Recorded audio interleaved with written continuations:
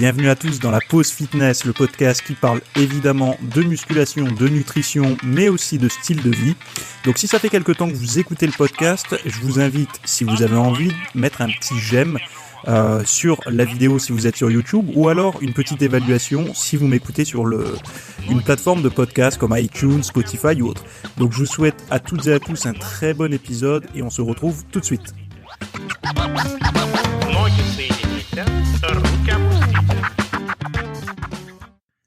Salut à tous, nouvel épisode aujourd'hui. Alors la pause fitness, ça démarre le mardi à 8h du matin. Aujourd'hui, on va parler de quelques petits sujets. J'espère que vous avez passé tous un bon week-end. Je ne sais pas ce que vous avez prévu ce que vous aviez prévu de faire. Je ne sais pas si vous avez réussi à faire tout ce que vous aviez envie. Mais en tout cas, une chose est sûre, c'est qu'ici, il fait froid. Ici, je m'entraîne à fond. J'essaie au maximum de vous répondre à vos questions que vous m'envoyez par email. J'ai coupé aussi un petit peu les messages audio parce que j'en recevais tellement que c'était très compliqué de ne pas prendre du retard en fait. Et puis malheureusement, il y a des personnes qui me posaient des questions qui étaient obligées d'attendre un petit peu trop longtemps. Donc j'ai préféré remettre la boîte mail en service pour les questions. Donc vous avez toujours le lien sur mon site. Alors beaucoup de personnes écoutent le podcast et sont jamais allées voir mon site. Je vous recommande d'aller le voir. Vous avez beaucoup de, je vais pas dire des bonus, mais déjà vous avez de la lecture et vous avez des vidéos qui ne sont ni sur YouTube ni ailleurs d'ailleurs. Donc vous avez le lien et puis de toute façon vous connaissez, c'est www.fitnessmiss.fr et vous avez accès à tout le contenu. Bon. Dans ce podcast, je voulais vous parler d'une petite chose un article que j'ai vu sur le site de psychologie, psychologie.com, quelque chose comme ça, qui est faire une thérapie pour maigrir, voir un psy et maigrir. Alors, j'ai surligné quelques petits passages, dont un qui s'appelle « Comment agissent les émotions sur notre poids ». Alors, elles peuvent pousser à manger davantage, accentuer l'appétit pour le gras et le sucré, décourager l'activité physique ou provoquer un stockage de graisse. Ces 4 mécanismes observés par Stéphane Clerget sont susceptibles de se cumuler. Et l'enfant devenu adulte va les pérenniser à son insu. Pour s'en libérer, souligne-t-il, il sera nécessaire de repérer les différentes émotions à l'origine des prises alimentaires, puis d'analyser chacune d'elles. Il ne s'agit pas de remplacer les émotions pénibles par d'autres positives, prévient Gérard Apfeldorfer, il a un nom, mais de les accueillir sans jugement. En les vivant pleinement, elles se dissipent d'elles-mêmes et n'ont plus besoin d'être étouffées par la nourriture. Comment agissent les émotions sur notre poids, etc., etc. Bon, bref, voilà, vous avez un petit peu le tableau. Alors, moi, j'avais juste envie de revenir sur quelque chose qui, je pense, parlera un petit peu à tous ceux qui s'intéressent à la sphère mentale liée à la prise de poids, liée à tout un tas de choses d'ailleurs. Quand on entend souvent le mot acceptation. L'acceptation, il faut partir du principe que c'est quand même extrêmement compliqué. C'est-à-dire que l'acceptation des émotions négatives, c'est reconnaître, par exemple, que on a un mal-être X ou Y, ou que je sais pas, on n'a pas envie de faire telle ou telle chose, mais on se le cache un petit peu, on veut pas le reconnaître, on a un discours qui est un peu contradictoire par rapport à ce qu'on pense au plus profond de nous, et donc du coup ça crée un petit bug, on va dire, ça crée même parfois une fatigue, parce qu'il y a un épuisement en fait. Nos actions du quotidien vont dans un sens et puis notre fort intérieur va dans l'autre sens. Le côté acceptation, moi je trouve ça très compliqué, c'est-à-dire que de dire à une personne, bon, c'est parce que je sais pas, c'est parce que tu n'as pas envie de rencontrer un homme que du coup tu manges beaucoup pour te rendre pas séduisante, etc. Voilà, il faut que tu acceptes ça. Donc ok, ça peut être une piste, mais c'est compliqué parce que ça donne pas vraiment de solution. Bon, les solutions qu'il peut y avoir pour ça, il y en a beaucoup qui vont dire que c'est la méditation de pleine conscience, etc., pour s'en rendre compte. C'est quelque chose de très bien, la méditation, j'en ai parlé, je pratique, il y a quelque chose de très intéressant là-dedans, mais Moi, je pense que la stratégie, c'est non seulement de se mettre sur pause, en fait, de réussir à comprendre ça. Donc, le côté acceptation, je suis d'accord, mais c'est une acceptation qui doit conduire à une action. C'est-à-dire que, ok, j'ai une piste, c'est-à-dire que je sais pourquoi je grossis parce que je sais pas tel ou tel problème émotionnel et donc du coup je compense par la nourriture. Mais qu'est-ce que je peux faire aujourd'hui sous forme de 5 minutes peut-être aujourd'hui pour aller dans le sens finalement de ma, on va dire, de ma remise en forme ou en fait, solutionner un problème. Moi, je pense que l'idée et le concept un petit peu de la réussite, si je peux appeler ça comme ça, ou en tout cas de se sortir des orties, c'est de résoudre un problème. C'est-à-dire de prendre conscience, non pas qu'on a un problème par rapport à d'autres personnes qui n'en ont pas, parce que ça, c'est la stratégie de la comparaison négative, j'appelle ça, moi. Comme j'en parlais dans d'autres épisodes, moi, la comparaison peut être bonne quand elle est positive, mais la comparaison négative, c'est un petit peu le pessimisme mal utilisé, c'est-à-dire que on perçoit les autres avec un niveau de réussite, que ce soit physique ou autre, supérieur au nôtre, et on est dans une acceptation on est dans une acceptation sans, comment dire, sans moyen d'agir. C'est-à-dire que on se donne pas les moyens d'agir. On accepte la fatalité. Voilà, je trouvais pas mes mots. Il est un peu tôt ce matin. J'ai dormi assez peu cette nuit. Donc, on accepte une fatalité et donc du coup, moi, ce que je vois par rapport à ça, c'est qu'au début, ça peut être assez négatif sur l'humeur, etc. Mais avec le temps, ça peut conduire à un raisonnement finalement. Étant donné qu'on a accepté cette différence, on peut commencer à devenir méchant, jaloux, critiquer et rentrer dans le jugement par rapport à ceux qui y arrivent en se trouvant plus ou moins des excuses qui sont pas rationnelles. Et moi, je pense que l'acceptation doit être au même moment que la décision de passer à l'action. C'est-à-dire que l'acceptation, c'est plutôt dans le moment présent, c'est-à-dire on accepte, ok, on se détend, certains vont appeler ça le lâcher-prise et tout ça, mais il faut que naisse de cette action, enfin de cette inaction plutôt, on va dire, de ce lâcher-prise, il faut qu'il naisse immédiatement une piste d'action. Parce que moi je pense que l'inaction, que le lâcher-prise sur une problématique qu'on ne chercherait pas à résoudre peut conduire à de l'anxiété. Et je ne pense pas qu'une personne qui ne se trouve pas bien dans son corps aujourd'hui, si elle accepte qu'elle n'est pas bien dans son corps aujourd'hui et qu'elle ne cherche pas à prendre de solution, à appliquer une solution, à un protocole ou autre, je ne pense pas qu'elle va aller mieux. En fait, elle va juste l'accepter, mais c'est pas. En fait, elle fait pas le pari de s'améliorer. Donc, encore une fois, les émotions sur le tour de taille, ok. On les trouve, on les identifie à l'aide de je sais pas quel moyen psychologique ou alors on fait de l'automédication, entre guillemets, de l'autothérapie en se formant soi-même sur les sujets. Alors on va lire des ouvrages de qualité sur le sujet, on va essayer de voir le maximum de conférences, etc. Bref, d'essayer de faire sa propre analyse pour ensuite pouvoir trouver une action pour s'en sortir.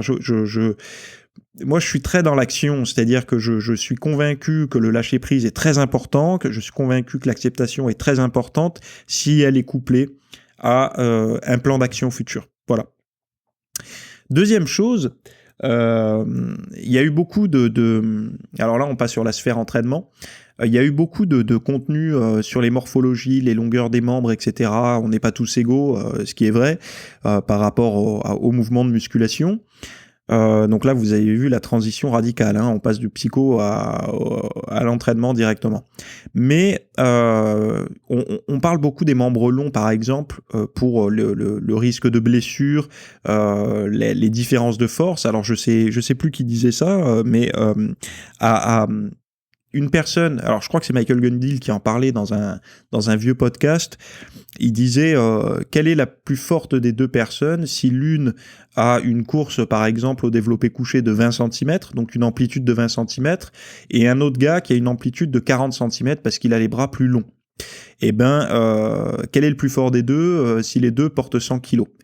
on a envie de dire que, enfin, si un porte 120 et l'autre porte 100 kilos, on a envie de dire que c'est celui qui porte 120 qui pousse le plus lourd, mais en fait, il pousse sur moins, déjà sur une moins longue distance, mais beaucoup de personnes oublient un facteur, c'est que la longueur des membres accentue le déplacement, c'est-à-dire qu'on va devoir déplacer sur une plus grande distance la charge, mais il y a autre chose que les gens ne précisent pas, c'est que des personnes qui vont avoir par exemple des fémurs longs pour le squat, donc du coup une amplitude assez grande, des avant-bras très longs ou des bras tout courts très longs pour le développé couché et tout, donc ils vont avoir, ou même pour les tractions, vont avoir des amplitudes assez longues, mais ce qu'ils ne prennent pas en compte, au-delà du niveau de force qui peut différer si on regarde purement le poids sur la barre ou le poids sur les machines, il y a également un autre facteur qui est le temps sous tension. Imaginez que deux personnes fassent exactement la même cadence, donc la même vitesse de répétition au développé couché, mais qu'une a des avant-bras 2 fois plus longs que son voisin, même s'ils vont à la même vitesse de déplacement de charge, celui qui a le plus de longueur de membres va être plus longtemps sous tension. Donc potentiellement, si vous vous entraînez avec un ami qui a les bras courts, par exemple, ou les jambes plus courtes que vous, sur certains mouvements, il peut vous dire soit explosif, va plus vite et tout, et vous vous épuisez plus. C'est tout simplement en fait que la vitesse, le temps total d'une répétition est plus longue que celle de votre voisin qui a les membres courts. Donc du coup, votre temps sous tension, il est plus important. Donc vous avez un épuisement, une intensité pour le même nombre de répétitions qui est supérieure. Et à partir de là, déjà, on peut commencer à identifier certaines différences. Donc, bon, bien sûr, là, je parlerai pas, il y a le risque de blessure, etc. Il y a également le recrutement musculaire qui peut différer selon la longueur des membres, mais il y a également ce facteur de temps sous tension qui, si on est longiligne, grand avec des longs membres surtout, enfin, on peut être grand avec des membres plutôt courts, mais si on a un buste très long, mais si on a des membres longs, donc, par exemple, au squat, ça se voit assez facilement. Si vous avez les fémurs longs, vous allez avoir tendance à pencher relativement en avant quand vous mettez de plus en plus de poids pour compenser finalement votre équilibre. Si vous couplez ça avec des chevilles hyper tendues, etc., bon, voilà, vous avez une amplitude qui va être, on va dire, plus longue que votre voisin qui aura des petites jambes. Et en plus de ça, bon, ce fameux déséquilibre, ce fameux risque plus important de blessure et ce recrutement musculaire différent. Donc à partir de là, vous pouvez déjà, encore une fois, je reviens au premier sujet, il y a une forme d'acceptation. Ok, je fatigue plus vite à même poids que mon voisin parce que mon temps sous tension est plus élevé. Parce que si enfin bon voilà, je vais pas vous refaire le schéma et écoutez bien, mais vous allez voir que si vous prenez mathématiquement tous les paramètres, vitesse, etc., à partir du moment où la course est plus longue, forcément le temps sera plus long, à moins que vous alliez plus vite que celui qui a des membres courts. Mais le but c'est pas ça, le but c'est de s'entraîner normalement, correctement. Donc la course effectuée augmente, la fatigue est donc plus prononcée. Moi, c'est ce que j'avais noté. Je l'ai pas vu en fait exprimé sous ces termes-là, même si je pense que certains l'auront compris. Et là maintenant, ça va leur paraître évident. Mais je l'avais pas vu exprimé sous des termes comme ça. C'est pour ça que je voulais vous en parler. Je voulais vous en parler dans ce podcast. Dernière petite chose avant de passer à la suite de ma journée, beaucoup de personnes ont regardé des vidéos sur YouTube d'un médecin qui avance un peu dans l'âge, qui parle de chrononutrition, etc. Et je vois que ces vidéos font un petit peu le buzz, étant donné que je reçois beaucoup de messages par rapport à ça, et notamment par rapport à une seule chose qui est le fromage. Alors, les recommandations de cette personne seraient de manger du fromage le matin pour tout un tas de raisons, mais notamment en termes d'assimilation et de reconstruction cellulaire au niveau de la nuit qui va suivre, etc., etc. Bon, cette histoire de fromage, moi je la prends pas aussi complexe que ça. sachez une chose, c'est pour toutes les personnes qui avaient commandé, qui avaient acheté mon ouvrage sur la perte de graisse, ils avaient vu déjà depuis 2013 que moi je m'autorisais du fromage à certains moments de la journée et que j'étais pas contre cet apport alimentaire-là dans la limite du raisonnable et de la dose. C'est-à-dire que je ne voyais pas quel était l'impact en termes de... Alors, il faut bien faire la différence entre manger du fromage avec du pain à chaque fin de repas et manger son petit morceau de comté à un repas, que ce soit le matin, le midi, etc. C'est 40-50 grammes maximum. Je voyais pas vraiment le problème. Après, il faut faire attention parce qu'il peut y avoir amalgame entre il recommande de manger des produits laitiers et il recommande de manger du fromage. Le fromage étant un produit laitier, mais moi je fais une grande différence entre le fromage, les yaourts, le fromage blanc, la crème fraîche, le lait, les protéines en poudre, etc. Pour les personnes qui sont sensibles au niveau digestif par rapport au lactose, au fromage et tout ça, moi je fais partie de ces personnes-là. C'est-à-dire que je suis pas super bien adapté aux produits laitiers. C'est pour ça que je les ai quasiment tous supprimés de mon alimentation, sauf les protéines en poudre et sauf le fromage, mais pas n'importe quel fromage. J'évite le lait cru et j'évite les fromages, vous savez, un peu crémeux. Moi, je fais plutôt un petit morceau de comté, voilà, de temps en temps, un peu le week-end, un petit peu dans la semaine, par exemple, le matin au petit déjeuner, ça peut m'arriver. Mais, bon, ça, c'était la partie lifestyle, je vais y arriver. Mais le fond du message que j'aimerais donner aujourd'hui, c'est que finalement, observez bien quelque chose dans toutes ces modes-là. En fait, toutes ces modes-là, alors il y a eu la mode des glaces, à un moment donné, j'ai reçu des messages sur des glaces, la glace, de manger de la glace, alors j'ai cru que c'était une blague, mais apparemment non. Après, il y a eu le fromage, en fait, il y a eu les sauces aussi, à un moment donné, certaines sauces, je sais pas, enfin, les plus anciens s'en rappelleront. Enfin, voilà. Et vous noterez qu'à chaque fois, il y a le buzz quand c'est des aliments plaisir, c'est-à-dire que les gens retiennent que ça. Ils vont retenir, bon, on peut manger du fromage, on peut manger de la glace, mais ils oublient tout le reste. Je pense que chaque personne qui va avoir ce genre de recommandations part du principe que tout le reste est parfait. Parfait pour vous, parfait, on ne sait jamais parfait, mais en tout cas parfait par rapport aux connaissances d'aujourd'hui, par rapport à ce que pourrait être une bonne alimentation. Et à l'inverse, les personnes préfèrent se dire, ok, le fromage, c'est pas si mal, mais ils changent pas le reste de leur alimentation. Et c'est là où il y a le problème. C'est que, pour moi, tout ça, ce sont des arguments un petit peu comme comment maigrir sans faire de sport. Vous voyez, ça va plaire. Mais par contre, comment maigrir en vous affamant, en sautant un repas et en faisant beaucoup de sport. Là, personne ne va lire l'article parce qu'en fait, tout est dans le titre. Il y a toujours ce côté où quand il y a quelque chose qui n'est pas raisonnable, en fait, c'est comme si je vous disais couper du métal avec un couteau à beurre. Vous voyez, c'est pas raisonnable. Et bien là, c'est un petit peu la même chose. C'est que le fromage, c'est pas quelque chose qui va vous mettre en bonne santé ou en mauvaise santé. C'est quelque chose qui peut être inclus dans une stratégie alimentaire X ou Y. C'est pas du tout... parce que les gens aiment bien les monos. Alors, moi, mon terme monodiète, c'est pas monodiète comme pourraient le dire les naturopathes, etc., où on mange que le même aliment. Pour moi, quand je dis monodiète, c'est une diète qui est la même tout le temps. C'est-à-dire que, bon, moi, je mange poulet, brocoli, riz blanc. Voilà, ça, c'est ma diète. Les gens, il y en a qui ont cette diète-là, ils vont dire, moi, je mange comme ça, donc je reproduis ça au quotidien. Et ben moi, je leur dis, tu sais, cette diète-là au quotidien, même si elle te paraît saine, même si elle l'est pendant un jour ou deux, plus tu vas passer de semaines à manger comme ça, et plus elle va être pénalisante. Pourquoi ? Pour toi, parce qu'il y aura un manque de variété. Donc tu tombes dans une forme de monodiète, c'est-à-dire que tous les jours tu as les mêmes aliments, et donc du coup c'est potentiellement c'est pas la bonne stratégie. Et je sais que beaucoup de personnes réfléchissent comme ça, c'est-à-dire que pour eux la nutrition est un problème, ils veulent la solutionner en trouvant des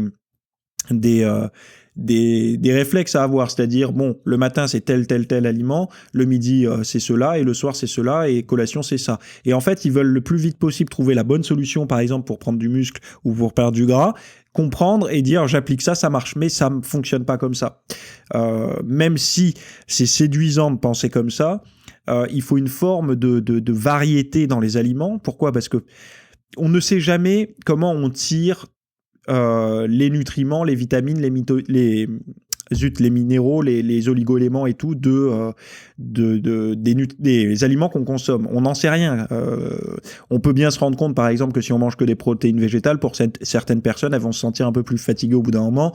Et la viande, ça va mieux leur réussir. Donc bon, qu'est-ce qu'elles disent? Elles disent à tout le monde de manger de la viande? Non. Et elles disent que moi, par exemple, la viande me réussit mieux que le soja. Bon. Et ça, c'est revenir un petit peu au début de cet épisode en faisant une forme d'acceptation, c'est-à-dire, ok, cet aliment ne marche pas pour moi, donc j'en essaye un autre. Ça ne veut pas dire que ça marchera pour tout le monde, mais pour moi, ça fonctionne. Et en fait, c'est comme ça qu'on arrive à progresser et qu'on met de la variété. Bref, je m'arrête ici pour cet épisode. Ça fait peut-être un peu beaucoup pour un mardi matin à 8h. Alors, sachez une chose, les vidéos du jeudi soir à 18h reprennent normalement cette semaine ou la semaine prochaine. J'ai fait le tournage des réponses, donc c'est des petites vidéos 2, 3, 4, 5 minutes maximum, où je réponds aux questions que vous me posez en commentaire YouTube. Donc ça redémarre ce jeudi ou jeudi prochain, je sais pas, ça sera en fonction de Cyril. Et deuxième chose, ce week-end, j'ai sorti le programme Pectoraux où je suis revenu au bar que j'avais avant ma blessure. Vous avez tout mon programme que je fais à domicile, que ça soit à l'écrit mais aussi en vidéo, avec que je vous montre. Et il y a vraiment une forme de cours, on va dire, sur le placement des coudes, le placement des bras, le placement des mains, la cadence des répétitions, enfin tout un tas de choses, comment monter lourd, comment prendre de la force, comment avoir des pectoraux plus esthétiques. Enfin, j'essaie vraiment de balayer large pour répondre le plus à vos questions. Ce programme est disponible avec la vidéo directement dans la description de ce podcast. Vous avez le lien, allez y faire un tour. Si c'est la première fois, vous allez voir que je vous mets des liens dans les descriptions d'épisodes. Et donc, si vous êtes intéressé pour le suivre, pas de problème, vous passez la barrière du site et vous pouvez le suivre, celui-là et tous les autres d'ailleurs. Et sinon, on se retrouve soit jeudi, soit mardi prochain pour le prochain épisode. Salut!